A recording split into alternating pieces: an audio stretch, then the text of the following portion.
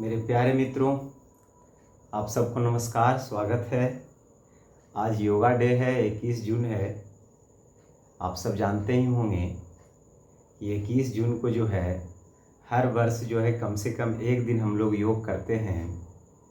हालांकि योग तो नियमित रूप से करना चाहिए, पर डे करना चाहिए, लेकिन चलो यही बहाने कम से कम एक दिन तो करें। जब जागा तब सवेरा। तो दोस्तों, हम लोग जानते हैं कि योग क्या है, योग क्यों करें, योग करने से क्या फ़ायदे हैं। हम सब जानते हैं ना कि जो चीज़ से हमें फ़ायदा होता है हम उसी चीज़ को करना चाहेंगे। सच में अगर कोई पूछे कि इसमें फ़ायदा क्या है, तो फ़ायदा और नुकसान की जो बात होती है ये संसार में होता है, अध्यात्म में नहीं। फ़ायदा और नुकसान से भी ऊपर कोई चीज़ है जो पारलौकिक है, जिसके बारे में कुछ बताया नहीं जा सकता है। वहाँ जा करके ही लोग महसूस करते हैं कि वह क्या बात है, कौन सी जगह पे हम पहुँचे हैं, है ना। जैसे सुख और दुख, हम सब जानते हैं सुख है, दुख है, लेकिन एक तीसरी भी अवस्था है जिसे आनंद की अवस्था कहते हैं। वो सुख और दुख दोनों से परे है। ठीक उसी प्रकार से फ़ायदा और नुकसान दोनों से परे एक तीसरी चीज़ है। तो एक ट्रायंगल के माध्यम से हम लोग समझेंगे कि अगर नीचे दो वर्टेक्स अगर एक सुख को एक दुख को रिप्रेजेंट कर रहा है, तो जो तीसरा ऊपर जो वर्टेक्स होगा ऊपर वाला, वो आनंद की अवस्था है। तो सबसे पहले जाने मेरे दोस्तों कि योग क्या है ना। और योग से भी पहले जाने कि ध्यान क्या है। ध्यान का सीधा सीधी मतलब होता है स्वयं को जानना। स्वयं को जानना ध्यान है। अब आप कहेंगे क्या बात करते हैं, हम तो खुद को जानते हैं, है ना। नहीं, हम सब अपने आप को नहीं जानते हैं, हम सब अपने आप को भूले हुए हैं। हम सब जिस चीज़ को जानते हैं वो हम हैं नहीं। जैसे हम शरीर जानते हैं कि मैं शरीर हूँ, हम शरीर नहीं हैं। एक चीज़ ध्यान देना है कि जिस चीज़ को हम जान रहे होते हैं वो चीज़ हम नहीं होते हैं, है ना। जैसे अगर मानकर चलो कि कोई भी ऐसा ऑब्जेक्ट अगर हम लेते हैं और उसको हम देख रहे हैं, उसके बारे में हम जान रहे हैं, तो वो ऑब्जेक्ट हम नहीं हो सकते, उससे हम पृथक होंगे, उससे हम अलग होंगे। ठीक इसी तरह से हम अपने शरीर को भी जान रहे हैं कि ये मेरा शरीर है, ये मेरा हाथ है, ये मेरा पैर है, तो हम शरीर नहीं हो सकते हैं।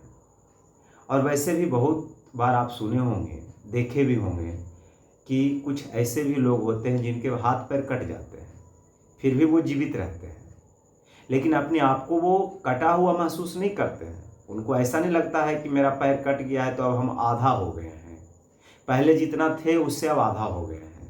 ऐसा तो होता नहीं है।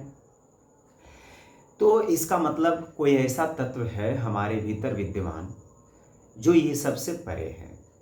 शरीर हम हो नहीं सकते, क्योंकि शरीर को हम जान रहे होते हैं, और जिस चीज़ को हम जानते हैं वो नहीं हो सकते हैं। ठीक है, आँख बंद अगर करें और महसूस हम करें तो हम शरीर को जान रहे होते हैं, इसका मतलब हम शरीर नहीं हैं। हालांकि हम लोग जो जीते हैं वो शरीर के तल पे जीते हैं, शरीर के तल पर ही जीते हैं, इसलिए अपने आप को हम शरीर माने हुए हैं, जबकि ऐसा है नहीं। इससे भीतर थोड़ा सा और उतरे तो इससे सूक्ष्म और भीतर उतरे तो वो है हमारा मन। मन क्या है, आप सब का अनुभव होगा, सबका अनुभव ये होता है कि हमारे अंदर बहुत सारे तरह तरह के विचार चलते रहते हैं, बहुत तरह के विचार चलते रहते हैं। आप थोड़ा सा अगर शांत होकर बैठ करके अगर हमें सुनने लगे होंगे तो बहुत तरह के विचार चलने लगे होंगे कि ये आदमी कौन है, पता नहीं कौन बाबा आ गए हैं, क्या बता रहे हैं, है ना। तो तरह तरह के विचार अंदर में चल रहे होते हैं मस्तिष्क में, लेकिन उस विचार को भी आप जान रहे होते हैं, है ना। उसको आप जानते हैं कि हमारे भीतर ये चल रहा है। अगर थोड़ा सा निरीक्षण करें, शांति से बैठ करके उसको महसूस करेंगे, तो आप पाएंगे कि हमारे भीतर जो विचार चल रहा है उसे हम जान रहे हैं। और जिस चीज़ को मैं जानता हूँ वो मैं हो नहीं सकता, क्योंकि जानने वाला और जिसको जाना जा रहा है दोनों एक कैसे हो सकता है। तो अगर हम जान रहे हैं कि हमारे अंदर विचार चल रहा है, इसका मतलब हम विचार नहीं हो सकते हैं। और मन क्या है? तो मन है विचारों का जोड़। बहुत तरह के विचार जो है मिल करके मन बनाता है, तो ये मन होता है। विचार दो प्रकार से चलते हैं। एक सुखद विचार चलते हैं। जब सुखद विचार चलते हैं तो हम लोग सुख की अवस्था का अनुभव करते हैं। जब दुखद विचार चलते हैं तो हम लोग दुख की अवस्था का अनुभव करते हैं। तो हम समझते हैं हम सुखी हैं, हम समझते हैं हम दुखी हैं, जबकि तो ऐसा है नहीं, है ना। उसके बाद आता है श्वास। क्या हम श्वास हो सकते हैं? बिल्कुल नहीं। आप श्वास भी नहीं है, क्योंकि हम श्वास को भी जान रहे हैं। भीतर आई श्वास, बाहर गई श्वास, उसको हम महसूस कर रहे हैं, उसको हम जान रहे हैं। और जिसको हम जान रहे हैं वो हम नहीं हो सकते हैं, ठीक है। उससे हम अलग होंगे। तो स्वयं को जानना ही ध्यान है। ध्यान का मतलब है स्वयं को जानना ही ध्यान है। ध्यान क्या है? स्वयं को जानना। यानी स्वयं को हम नहीं जानते हैं, और जिस रूप में हम स्वयं को जानते हैं वो हम है नहीं। तो स्वयं को जानना क्या है? ध्यान है। अब स्वयं को जाने कैसे? अब इससे भी पहले बात होता है कि मैं हूँ कौन। अभी आपने बताया आप शरीर नहीं हो, आप मन नहीं हो, इंद्रियां नहीं हो, विचार नहीं हो, भाव नहीं हो, और भी गहरे तल पे आता है भाव, इमोशन। इमोशन का मतलब ही होता है जो मोशन में रहे, है ना। कभी क्रोधी हो जाते हैं, कभी लोभी हो जाते हैं, कभी प्रेम मग्न हो जाते हैं, कभी आनंदित हो जाते हैं। तो ये सब भावनाएं हैं, और ये भावनाएं जो है बदलते रहती है ना। यानी भावनाएं भी हम नहीं हो सकते हैं। हम कौन हैं ये कोई नहीं आपको बता सकता। ये आपको खुद जानना होगा कि मैं कौन हूँ, हु एम आई। अगर हम उत्तर दे दें आपको कि मैं आत्मा हूँ, उससे क्या होगा? एक शब्द की तरह आप रट लेंगे। तो मैं कौन हूँ ये आपको खुद तलाश करनी है। खुद बैठ करके इस पर विचार करना है, चिंतन करना है, मनन करना है कि मैं हूँ कौन। मैं शरीर नहीं हूँ, मैं मन नहीं हूँ, क्योंकि मैं ये सब चीज़ को जान रहा हूँ। तो स्वयं को जानना ही ध्यान है। एक तरीका हम आपको बता देते हैं, जिस मार्ग पे हम चले हैं। मैं भी जानने की कोशिश कर रहा हूँ कि मैं कौन हूँ। मैं भी नहीं जानता हूँ कि मैं कौन हूँ, ठीक है। तो हम जिस माध्यम से जानने की कोशिश कर रहे हैं, आप भी उस माध्यम से जानने की कोशिश कर सकते हैं, और अब जान सकते हैं कि मैं कौन हूँ। अगर मैं आपसे बोलूँ कि आप आंखें बंद करो, तो आप आंखें बंद कर लेते हैं, और हमारे अंदर तरह तरह के विचारें चल रही है, भावनाएं चल रही है ना। धीरे से आंखें बंद करके अगर हम इसके प्रति जागे रहें, तो धीरे धीरे ये विलुप्त हो जाते हैं, गायब हो जाते हैं, और एकमात्र अंत में बचता है, वो सीधा बचता है बोध, जागरण, अवेयरनेस। जो शुद्धतम चैतन्य बचता है, ऋषि मुनि उसी को कहते हैं आत्मा। और वही आप हैं, वही मैं हूँ। लेकिन वो जब तक अनुभव में नहीं आएगा, सिर्फ शब्दों से कुछ नहीं कहा जा सकता है। शब्द से जानने से नहीं होता है। तो अनुभव में आएगा कैसे? तो इसके लिए ध्यान करना होता है, मेडिटेशन करना होता है। मेडिटेशन क्या है? तो बंद आंख करके जैसे ही आप आंखें बंद करते हैं, तो बिल्कुल अंधेरा सा दिखाई देता है। बिल्कुल अंधेरा सा दिखाई देता है, कुछ भी नहीं दिखाई देता है, कोई भी आकार नहीं है, वो निराकार है। उसके प्रति जागे रहना ही ध्यान है। और एक दिन ऐसा होगा कि बंद आंखों से देखते देखते देखते देखते देखते देखते आपको 3 डायमेंशनल के रूप में दिखाई देने लगेगा। जैसे बाहर का विराट आकाश है, वैसे भीतर एक विराट आकाश दिखाई देने लगेगा। वही विराट आकाश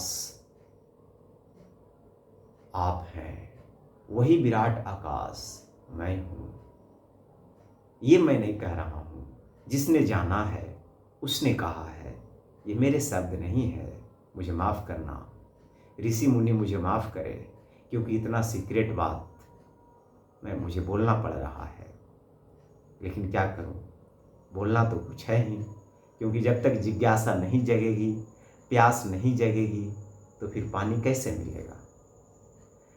तो ध्यान क्या है?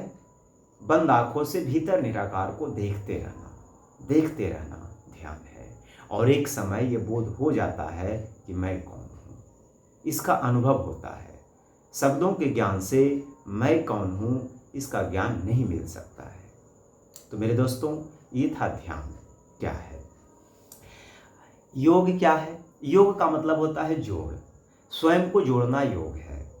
यानी शरीर है, हम माने हुए हैं ना अभी, शरीर मन इंद्रिया, ये सबसे परे चलना है भीतर अंतर आकाश में, और वहां तक पहुंचना ही योग है। अब भाई बात है कि ठीक है, वो तो ठीक है, योग करेंगे, लेकिन ये सब आसन वगैरह जो बताते हैं, ये सब तरह तरह के एक्सरसाइज बताते हैं, ये सब क्या है?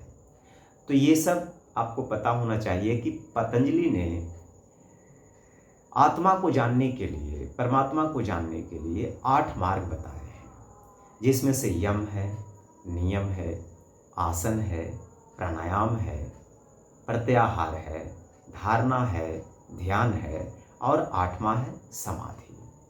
तो यम नियम का मतलब होता है शरीर की शुद्धिकरण, यानी बाहरी तल से सबसे पहले हम लोग को शरीर को शुद्ध करना होता है।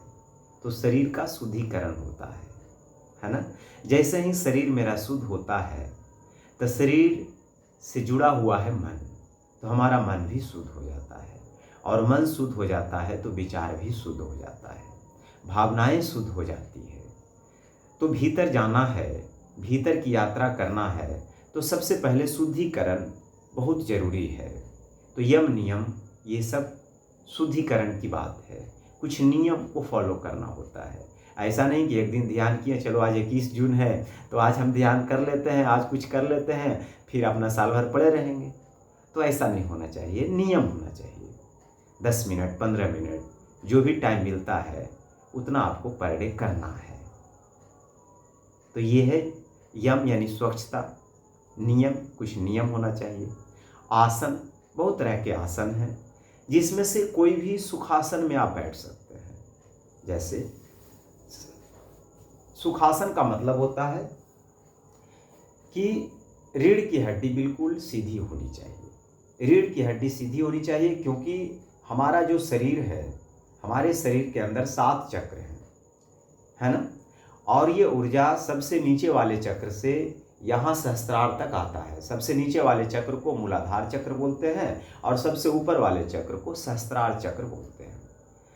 तो हमारे भीतर 7 चक्र हैं, और ये ऊर्जा का फ्लो होता है नीचे से ऊपर की ओर।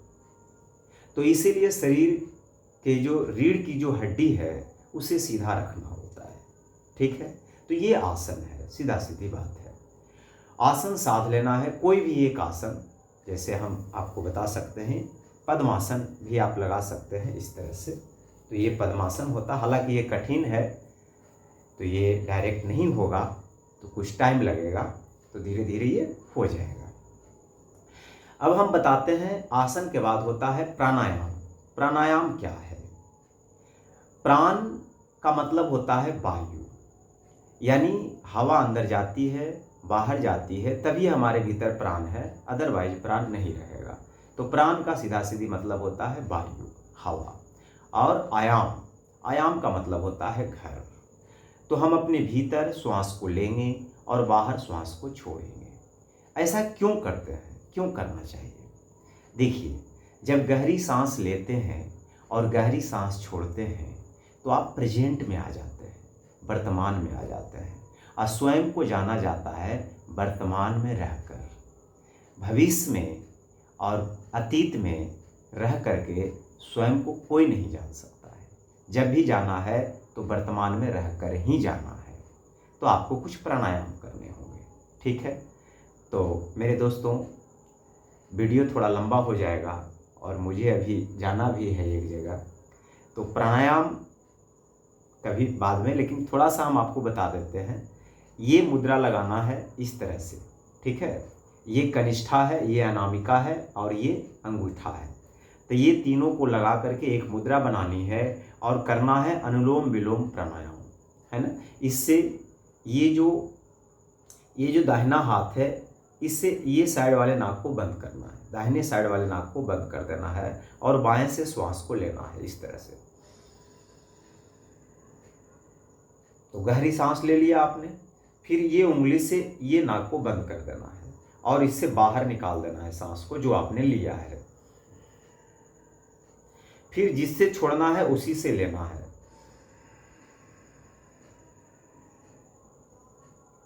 फिर इसे बंद करके ये नाक से श्वास को बाहर छोड़ना है।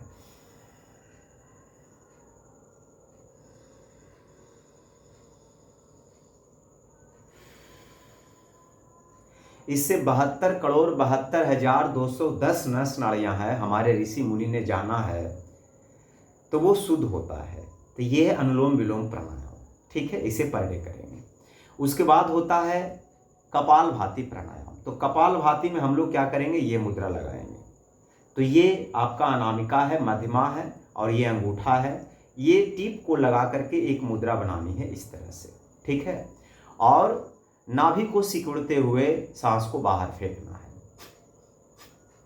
इस तरह से। नाभि यानी बाहर आना, अंदर आना चाहिए, है ना। खींचना है अपने आप को, लेकिन शरीर हिलना नहीं चाहिए। शरीर को बिल्कुल रिलैक्स छोड़ देना है, सीधा रखना है।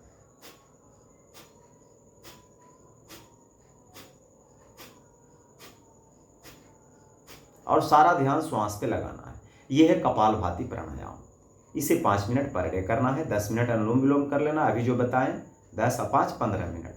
और उसके बाद आगे आता है, ये था हमारा प्राण मुद्रा, है ना। ये हमारा प्राण मुद्रा है, ये हमारा अपान मुद्रा है, ठीक है। और आगे हम बताने जा रहे हैं व्यान मुद्रा। ये होता है व्यान मुद्रा। तो व्यान मुद्रा कब करनी है, तो खर्राटे जैसे गले को टाइट करके श्वास अंदर लेना है और बाहर छोड़ना है। एक बार मैं करके बताता हूं, ध्यान से देखना। और ये दाहिने नाक बंद करके बाएं से छोड़ना है।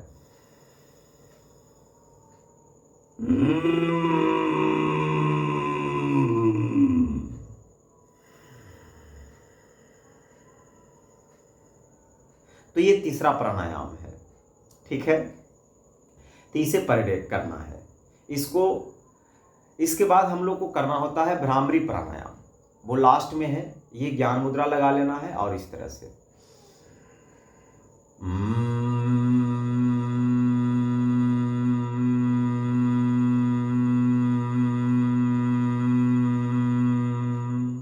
इससे हमारा मन शांत हो जाता है।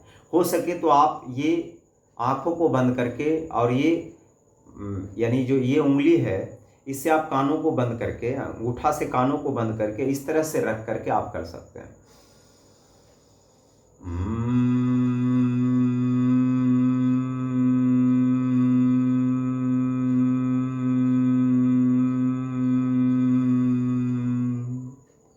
तो ये प्राणायाम है मेरे दोस्तों, तो इसे पर डे करना है।